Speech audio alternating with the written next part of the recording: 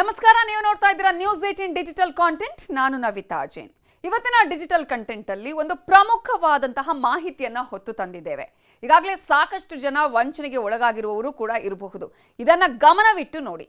Cyber ವಂಚನೆ ಪ್ರಕರಣಗಳು ದಿನದಿಂದ ದಿನಕ್ಕೆ ಜಾಸ್ತಿ ಆಗ್ತಾನೆ ಇದೆ. ಅದರಲ್ಲೂ ಕೂಡ ನಮ್ಮ ಮೊಬೈಲ್ಗೆ ಕಾಲ್ ಬರೋದಾಗಿರ್ಬೋದು ಅಥವಾ ಯಾವುದಾದ್ರೂ ಒಂದು ಲಿಂಕ್ ಬರೋದು, ಅದನ್ನು ನಾವು ಓಪನ್ ಮಾಡುವಂತಹ ಸಂದರ್ಭದಲ್ಲಿ ವಂಚನೆಗೆ ಒಳಗಾಗುವಂತಹ ಪ್ರಕರಣ ದಿನದಿಂದ ದಿನಕ್ಕೆ ಜಾಸ್ತಿ ಆಗ್ತಾ ಇದೆ.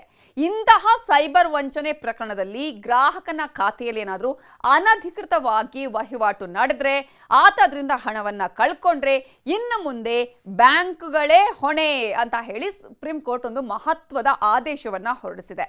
ಸೊ ಕೇವಲ ಇಲ್ಲಿ ಬ್ಯಾಂಕ್ಗಳಿಗೆ ಮಾತ್ರ ಅಲ್ಲ, ಗ್ರಾಹಕರಿಗೂ ಕೂಡ ಜಾಗೃತೆಯನ್ನು ವಹಿಸಬೇಕು. OTP ಅಂತಹ ಯಾವುದಾದ್ರೂ ಸೂಕ್ಷ್ಮ ವಿಚಾರಗಳನ್ನು ನಾವು ಶೇರ್ ಮಾಡಿಕೊಳ್ಳುವಂತಹ ಸಂದರ್ಭದಲ್ಲಿ ಬಹಳ ಜಾಗೃತೆ ವಹಿಸಬೇಕು ಅನ್ನುವಂತಹ ಸಲಹೆಯನ್ನು ಕೂಡ ಕೊಟ್ಟಿದೆ ಸುಪ್ರೀಂ ಕೋರ್ಟ್. ಈ ಒಂದು ಮಹತ್ವದ ತೀರ್ಪಿನಲ್ಲಿ ಅಸ್ಸಾಂನ ಸೈಬರ್ ವಂಚನೆಗೆ ಒಳಗಾದ ಪಲ್ಲಬ್ ಭೌಮಿಕ್ಗೆ 94,000 ರೂಪಾಯಿಯನ್ನ ಮರುಪಾವತಿ ಮಾಡಬೇಕು ಅಂತ ಹೇಳಿ ಸ್ಟೇಟ್ ಬ್ಯಾಂಕ್ ಆಫ್ ಇಂಡಿಯಾಗೆ ಈಗಾಗಲೇ ಸುಪ್ರೀಂ ಕೋರ್ಟ್ ನಿರ್ದೇಶನ ಕೊಟ್ಟಿದೆ. ಈ ಮೂಲಕ ಈ ಪ್ರಕರಣ ತಮ್ಮ ಗ್ರಾಹಕರ ಹಣವನ್ನ ವಂಚನೆಯ ಚಟುವಟಿಕೆಗಳಿಂದ ರಕ್ಷಿಸುವಲ್ಲಿ ಹಣಕಾಸು ಸಂಸ್ಥೆಗಳ, ಬ್ಯಾಂಕ್ಗಳ ಜವಾಬ್ದಾರಿ ಏನು ಅನ್ನೋದನ್ನ ಸುಪ್ರೀಂ ಕೋರ್ಟ್ ತೀವ್ರವಾಗಿ ಎತ್ತಿ ತೋರಿಸಿದೆ. ಈ ಮೂಲಕ ಇಲ್ಲಿವರೆಗೂ ಕೂಡ ಬ್ಯಾಂಕ್ಗಳು ಸಾಕಷ್ಟು ನಾವು ಈ ರೀತಿಯ ವಂಚನೆ ಆಗಿದೆ ಅಂತ ಹೇಳಿ ಕಂಪ್ಲೇಂಟ್ ಮಾಡಿದಾಗ ನಮಗೂ ಅದಕ್ಕೂ ಸಂಬಂಧ ಇಲ್ಲ ಅನ್ನುವ ರೀತಿಯಲ್ಲಿ ವರ್ತಿಸ್ತಾ ಇದ್ವಲ್ಲ, ಅದಕ್ಕೂ ಕೂಡ ಸುಪ್ರೀಂ ಕೋರ್ಟ್ ಈ ಮೂಲಕ ಚಾಟಿ ಬೀಸಿದೆ. ಹಾಗಾದ್ರೆ ಸುಪ್ರೀಂ ಕೋರ್ಟ್ ಈ ಪ್ರಕರಣವನ್ನ ಯಾವ ರೀತಿಯಾಗಿ ಗಮನಿಸ್ತು, ಏನಿದು ಪ್ರಕರಣ ಅಂತ ಗಮನಿಸ್ತಾ ಹೋಗೋದಾದ್ರೆ, ಅಸ್ಸಾಂ ಪಲ್ಲಬ್ ಭೌಮಿಕ್ ಅನ್ನುವಂಥವರು ಆನ್ಲೈನ್ ಮೂಲಕ ವಸ್ತುವೊಂದನ್ನು ಖರೀದಿ ಮಾಡಿದ್ರು. ಆದರೆ ಅದರ ಬಗ್ಗೆ ಅವರಿಗೆ ಸ್ಯಾಟಿಸ್ಫ್ಯಾಕ್ಷನ್ ಆಗಿಲ್ಲ, ಇಷ್ಟ ಆಗಿಲ್ಲ ಅನ್ನುವಂಥ ಕಾರಣಕ್ಕಾಗಿ ರಿಟರ್ನ್ ಮಾಡೋದಕ್ಕೆ ನಿರ್ಧಾರ ಮಾಡಿದ್ರು. ಸೊ ಆ ವಸ್ತುವನ್ನು ಅವರು ರಿಟರ್ನ್ ಮಾಡೋದಕ್ಕೆ ಪ್ರಕ್ರಿಯೆ ಮಾಡುವ ಸಂದರ್ಭದಲ್ಲಿ ಕಸ್ಟಮರ್ ಕೇರ್ ಹೆಸರಿನಲ್ಲಿ ಅವರಿಗೆ ಕರೆ ಬರುತ್ತೆ. ಅಂತಹ ಸಂದರ್ಭದಲ್ಲಿ ನೀವು ನಿರ್ದಿಷ್ಟ ಆ್ಯಪ್ ಅನ್ನು ಡೌನ್ಲೋಡ್ ಮಾಡಬೇಕು ಅಂತ ಹೇಳಿ ಆ ಕಡೆಯಿಂದ ಕಾಲ್ ಮಾಡಿದ ವ್ಯಕ್ತಿ ಸೂಚನೆ ಮಾಡ್ತಾನೆ. ಹೌದು ಅಂತ ಅಂದ್ಕೊಂಡು ಪಲ್ಲಬ್ ಆ್ಯಪ್ ಅನ್ನು ಡೌನ್ಲೋಡ್ ಮಾಡಿಕೊಂಡ ಬಳಿಕ ಕಸ್ಟಮರ್ ಕೇರ್ ಅಂತ ಹೇಳಿದ ವ್ಯಕ್ತಿಗೆ ಎಂಪಿನ್ ಆಗಿರ್ಬೋದು, OTP ಇವೆಲ್ಲವನ್ನ ಕೂಡ ನಂಬ್ಕೊಂಡು ಕೊಟ್ಟಿರ್ತಾರೆ. ಇದಾದ ಕೆಲವೇ ಕ್ಷಣಗಳಲ್ಲೇ ಅವರ SBI ಸೇವಿಂಗ್ ಖಾತೆಯಿಂದ 94,204 ರೂಪಾಯಿ ಹಣವನ್ನೇ ಕಳುವು ಮಾಡಲಾಗುತ್ತೆ, ಅಂದ್ರೆ ಎಗರಿಸಲಾಗುತ್ತೆ. ಸೊ ಕದ್ದ ಹಣವನ್ನ UPI ವಹಿವಾಟುಗಳ ಮೂಲಕ ಬಹು ಬ್ಯಾಂಕ್ ಖಾತೆಗಳಿಗೆ ಅಲ್ಲಿ ಟ್ರಾನ್ಸ್ಫರ್ ಮಾಡಲಾಗುತ್ತೆ. ಈ ವಿಷಯವನ್ನ ನಿಯಮದಂತೆಯೇ ಅವರು 24 ಗಂಟೆಯೊಳಗೆ ಯಾವಾಗ ಈ ವಿಚಾರ ಗೊತ್ತಾಯ್ತೋ ಇಮಿಡಿಯೇಟ್ ಆಗಿ ಬ್ಯಾಂಕ್ ಗಮನಕ್ಕೆ ತರ್ತಾರೆ.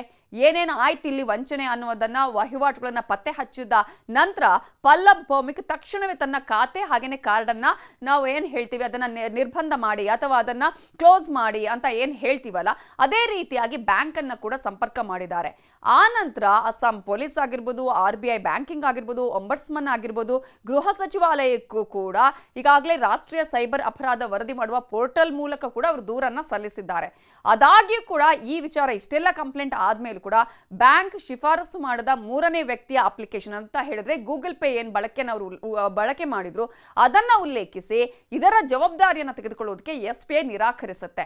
ಇದು ನಮ್ಮಿಂದಾದ ತಪ್ಪಲ್ಲ, ಹಾಗಾಗಿ ಹಣವನ್ನು ನಾವು ಮರುಪಾವತಿಸಿ ಮಾಡೋದಿಲ್ಲ ಅಂತ ಬ್ಯಾಂಕ್ನವರು ಹೇಳ್ತಾರೆ. ನೀವು OTP ಆಗಿರ್ಬೋದು, ಎಂಪಿನ್ ಸೇರಿದಂತೆ ಅನೇಕ ಸೀಕ್ರೆಟ್ ಮಾಹಿತಿಯನ್ನು ವಂಚಕರಿಗೆ ಕೊಟ್ಟಿದ್ದೀರಿ, ಹಾಗಾಗಿ ನಮ್ದೇನು ತಪ್ಪಿಲ್ಲ, ಇದರಲ್ಲಿ ಬ್ಯಾಂಕ್ ತಪ್ಪಿಲ್ಲ ಅನ್ನೋದಾದ್ರೆ ಹಣವನ್ನು ನಾವು ಯಾಕೆ ನಿಮಗೆ ಕೊಡಬೇಕು ಅಂತ ಬ್ಯಾಂಕ್ ಕೇಳುತ್ತೆ. ಇದರ ಬಗ್ಗೆ ಪಲ್ಲಬ್ ಅವರು ಹೈಕೋರ್ಟ್ ಮೊರೆ ಹೋಗ್ತಾರೆ. ಗುವಾಹಟಿ ಹೈಕೋರ್ಟ್ ಪಲ್ಲಬ್ ಪರವಾಗಿ ತೀರ್ಪು ಕೊಡುತ್ತೆ. ಆದರೆ ಇದನ್ನ SBI ಸುಪ್ರೀಂ ಕೋರ್ಟ್ನಲ್ಲಿ ಪ್ರಶ್ನೆ ಮಾಡುತ್ತೆ. ಆದರೆ ಇದೀಗ ಸುಪ್ರೀಂ ಕೋರ್ಟ್ನಲ್ಲಿ ಏನಾಯಿತು ಅಂತ ಹೇಳಿದ್ರೆ, ಸುಪ್ರೀಂ ಕೋರ್ಟ್ ಕೂಡ ಈ ಒಂದು SBI ಯಾವ ರೀತಿಯಾಗಿ ಮನವಿಯನ್ನು ಸಲ್ಲಿಸುತ್ತೆ ಅವರ ವಿರುದ್ಧವಾಗಿ ಅಂತ ಹೇಳಿದ್ರೆ ಗುವಾಹಟಿ ಹೈಕೋರ್ಟ್ ಕೊಟ್ಟಂತಹ ತೀರ್ಪಿನ ರೀತಿಯಲ್ಲೇ ಸುಪ್ರೀಂ ಕೋರ್ಟ್ ಕೂಡ ಈಗಾಗಲೇ ತೀರ್ಪನ್ನು ಕೊಟ್ಟಿದೆ. ಆ ಮೂಲಕ ಕೋರ್ಟ್ ಹೇಳುತ್ತೆ, ಮೂರನೇ ವ್ಯಕ್ತಿಯಿಂದಾದ ವಂಚನೆ ಪ್ರಕರಣಕ್ಕೆ ಯಾವುದೇ ಕಾರಣಕ್ಕೂ ಇಲ್ಲಿ ಗ್ರಾಹಕ ಹೊಣೆಯಾಗುವುದಿಲ್ಲ ಅನ್ನುವಂತಹ ನಿಯಮಗಳೇ RBI ನಲ್ಲಿ ಹೇಳಿರುವಂತಹ ಸಂದರ್ಭದಲ್ಲಿ ಸೈಬರ್ ವಂಚನೆಯಂತಹ ಪ್ರಕರಣದಲ್ಲಿ ಗ್ರಾಹಕರ ಹಿತ ಕಾಪಾಡೋದು ಬ್ಯಾಂಕ್ಗಳ ಉದ್ದೇಶವಾಗಿದೆ. ಹಾಗಾಗಿ ಬ್ಯಾಂಕ್ಗಳು ಇಲ್ಲಿ ತಮ್ಮ ಕಾರ್ಯಮಿತಿ ಏನು ಅನ್ನೋದನ್ನ ತಿಳ್ಕೊಳ್ಬೇಕೇ ಹೊರತು ನುಣುಚಿಕೊಳ್ಳುವಂತಹ ಕೆಲಸಗಳು ಆಗಬಾರ್ದು ಅನ್ನುವಂತಹ ವಿಚಾರವನ್ನ ಈಗಾಗಲೇ ಸುಪ್ರೀಂ ಕೋರ್ಟ್ ಹೇಳುತ್ತೆ. ಜೊತೆಗೆ ಇಲ್ಲಿ ಗ್ರಾಹಕರಿಗೂ ಕೂಡ ಒಂದಷ್ಟು ಸಲಹೆ ಕೊಡುತ್ತೆ. ನೀವು OTP ಆಗಿರ್ಬೋದು ಅಥವಾ ಯಾವುದಾದ್ರೂ ಸೂಕ್ಷ್ಮ ವಿಚಾರಗಳನ್ನ ಕೊಡುವಂತಹ ಸಂದರ್ಭದಲ್ಲಿ ಈ ರೀತಿಯಂತಹ ಮಾಹಿತಿಯನ್ನ ಕೊಡಬಾರ್ದು ಅಂತ. ಈ ಮೂಲಕ ಸುಪ್ರೀಂ ಕೋರ್ಟ್ ಈಗ ಬ್ಯಾಂಕ್ಗಳಿಗೆ ಚಾಟಿ ಏಟನ್ನ ಕೊಟ್ಟಿದೆ. ಇನ್ನು ಮುಂದೆ ನಮಗೂ ಇದಕ್ಕೂ ಸಂಬಂಧ ಇಲ್ಲ, ನೀವು ಹಣ ಕಳ್ಕೊಂಡಿದ್ದೀರಿ, OTP ಕೊಟ್ಟಿದ್ದೀರಿ ಅನ್ನುವಂತಹ ಸಂದರ್ಭದಲ್ಲಿ ಯಾವುದೇ ಕಾರಣಕ್ಕೂ ಸುಮ್ಮನೆ ಕೂರದೆ ನೀವು ಕೋರ್ಟ್ ಮೆಟ್ಟಿಲೇರಬೇಕಾಗತ್ತೆ ಅಥವಾ ಅದರ ವಿರುದ್ಧ ಫೈಟ್ ಅನ್ನ ಮಾಡಿದಂತಹ ಸಂದರ್ಭದಲ್ಲಿ ನಿಮಗೆ ಖಂಡಿತವಾಗಿಯೂ ಇದರ ಒಂದು ಪ್ರಯೋಜನ ಸಿಗತ್ತೆ.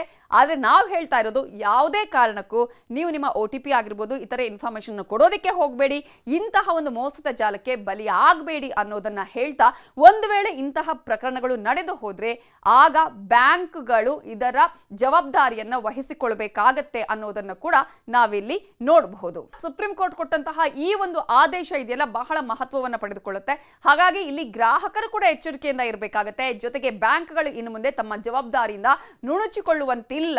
ಒಂದು ವೇಳೆ ಇಂತಹ ವಿಚಾರಗಳು ನಡೆದ್ರೆ, ವಂಚನೆಯ ಪ್ರಕರಣಗಳು ಗಮನಕ್ಕೆ ಬಂದ್ರೆ ಆಗ ಬ್ಯಾಂಕ್ಗಳೇ ಇದರ ಜವಾಬ್ದಾರಿಯನ್ನ ತೆಗೆದುಕೊಳ್ಳಬೇಕು. ಹಾಗಾಗಿ ಜನರು ಕೂಡ ಆದಷ್ಟು ಜಾಗೃತೆ ವಹಿಸಿ ಅಂತ ಹೇಳ್ತಾ ಇವತ್ತಿನ ಡಿಜಿಟಲ್ ಕಾಂಟೆಂಟ್ ಅನ್ನ ಮುಗಿಸ್ತಾ ಇದ್ದೀನಿ. ನೋಡ್ತಾ ಇರಿ ನ್ಯೂಸ್ 18 ಕನ್ನಡ. ಜಾಲ ನಮ್ಮದು, ಬಲ ನಿಮ್ಮದು. Thank you.